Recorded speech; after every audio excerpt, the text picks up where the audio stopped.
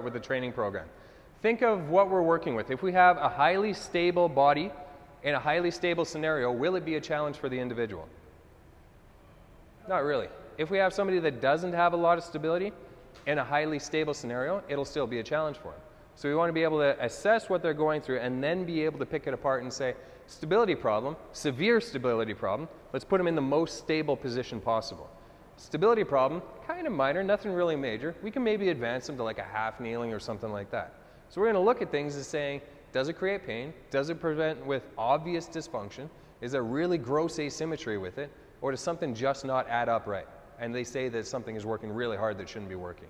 If we look at all that kind of stuff, we'll be able to see if it's high level or low level instability. If everything's adding up wrong, low level, low level, low level. Start them at very basic stuff. Okay? Can I borrow you on this one? So we already used her for part of the assessment, so we'll see if she's improved during all this. So feet together, toe touch.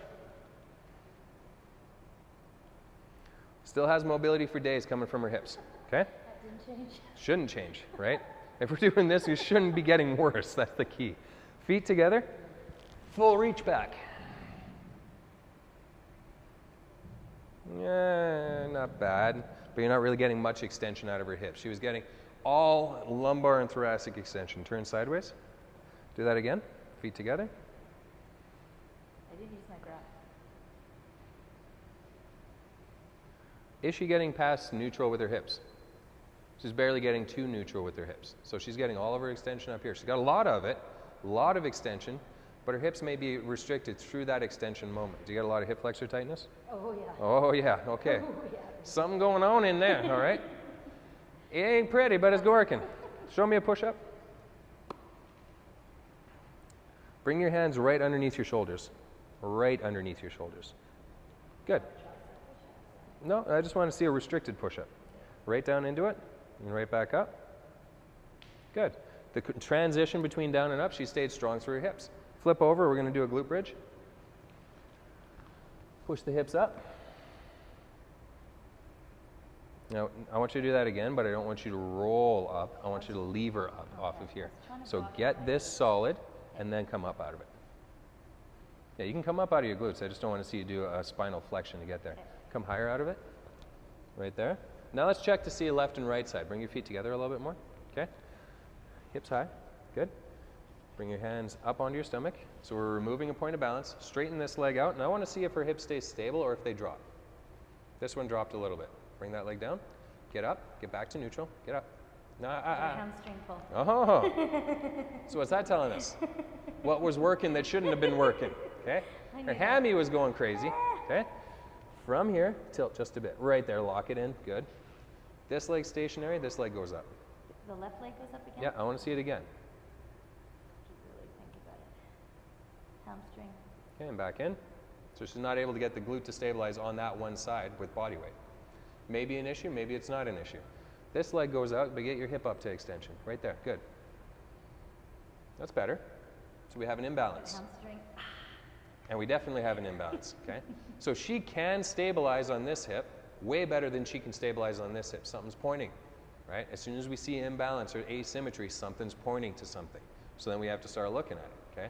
She had all the range of motion for days to get down there, but she didn't have the strength to drive up. She didn't have the strength to get through extension. Ding, ding, ding. We got two things pointing at the same thing. Hip extension strength and stability. Okay, so now we can keep working on it. She's got the push-up strength to be able to get through it. Let's start looking at more things. Come on up. She needs to have glute extension strength to be able to drop into and come back out of a squat, correct? Glutes are a prime mover. Narrow stance. Squat. Come back up. Now go down as far as I tell you to. Right there. At that point, that's where her lumbar spine starts to curve under. So that's her limitation for hip range of motion. We already know she can touch her toes and go right down to the floor. So she's got maybe half range of motion actively as she did passively. Now we could go through even more of an in-depth assessment. Come up onto your back.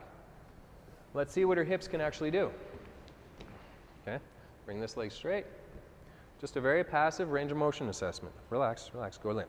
Don't worry, I may not look like much Maumari. I can move your legs around. Your legs are about the size of my forearm, but that's all right. So at that point, she's starting to lift the opposite leg. All that means she may be limited through hip flexion. I'm not too worried about specific angles or anything like that because I don't care. That was worse. You feel pinching in the front? No, it's just absolutely locked. I felt right there. It's not moving though. No. Now it is. Okay. Better. But where does she say that she feels it? In the opposite hip. So maybe this hip flexor is compensating for something over there. It's not dysfunctional, but it's compensating. Something's going wrong. We got to put our Sherlock Holmes hats on here. External? Awesome. She can get to 90. Internal, Maybe at 10 degrees. She should be around 45 degrees. We should be able to get way more range of motion on that. So if we go internal range of motion, what's getting tensioned when we do that range? What part? Anything that would cause external range of motion. So we're stretching it. So think of it this way. If I stretch my bicep, I'm stretching everything that would cause elbow flexion, right? So if I go internal rotation like this, I'm stretching everything that would cause external rotation. Don't worry about the one muscle or the two muscle because, hey, it might be capsular, it might be neural, it might be vascular, anything like that. She's limited. That's all I care about. Internal rotation is limited on this hip. She's also really kicking up on the hip flexor on that side whenever she does stability work. This side, boom, she can get there. And she's better, right? So she may have some stability issues on this hip. We already know that. Bring this hand up over your head. Bring this hand up over your head. Okay?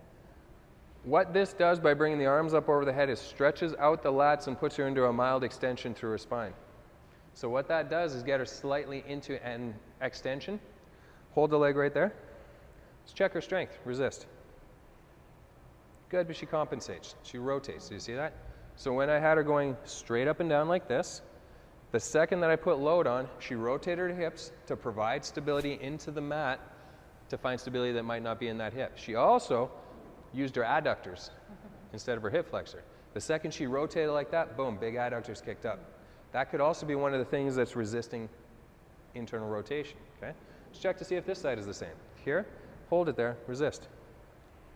Not bad, not bad. So we got a whole bunch of stuff pointing at this hip and the core associated with it being unstable. So she can do the range of motion that doesn't perturbate her hip or her lower back at all, but as soon as we start getting her into a situation where there's something pulling on her lower back or something causing the hip to be limited, or we get her into a weight-loaded situation, something's going on. So let's get her into a side plank, this side down. This side down. That's a good side, I don't worry about that one. Okay, side plank, up on your elbow. Okay. Two legs? Nope, not yet. I want you to just get set like you're getting ready for it, okay? So bring this elbow a little bit further underneath, okay? Now bring the shoulder down tight to your ribs. Good, she's in as close to neutral spine as we need right now. I'm gonna help her out. I'm gonna get you to put that arm right there.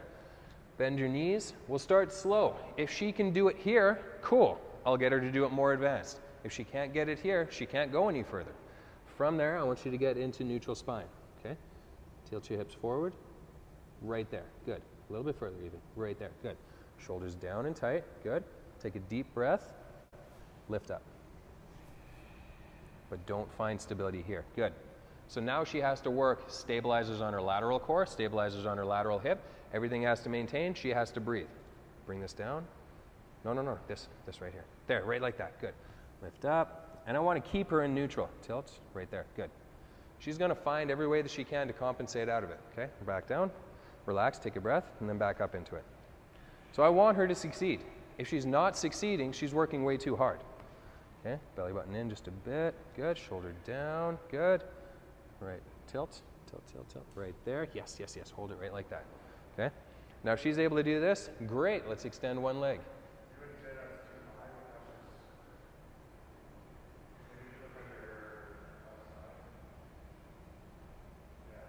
It's hard to see all the angles all the time, so I want to make sure that she's able to get as close to neutral as possible, and if she's cheating away from it, which she is, a little bit, right like that, bring this elbow underneath you a little bit further.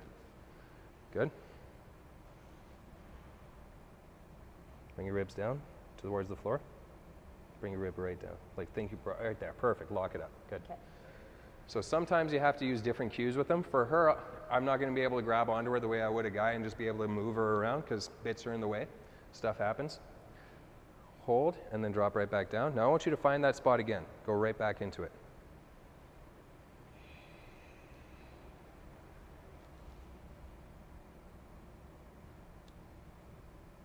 Okay, lift up just a bit. Right there, good.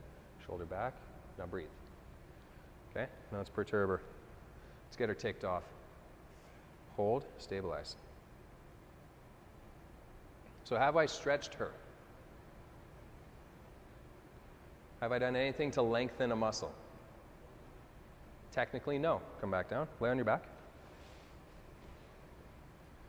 If she was compensating for an instability in that lateral core by tightening up her hip, by strengthening that area, should she see an immediate improvement in her hip range of motion?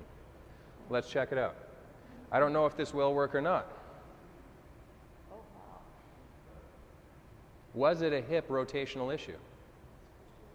It's core. Ah. So as soon as we gave her the foundation, she was able to move. Slingshot. This was the handle.